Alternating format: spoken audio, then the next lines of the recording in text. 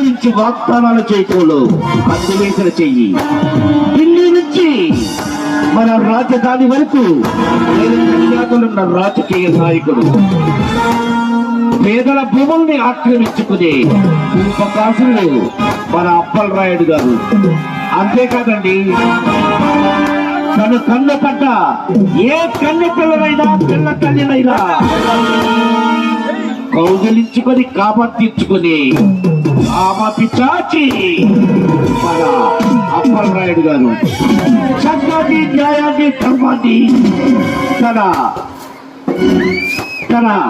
Compound కట్టివేశాడు మన అప్పల్ రాయుడు గారు.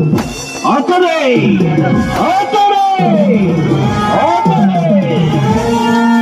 రాజకీయ దురస్తరుడు అప్పల్ రాయుడు. మన ఎమ్మెల్యే అప్పల్ రాయుడు గారు. మన ఎమ్మెల్యే అప్పల్ రాయుడు గారు.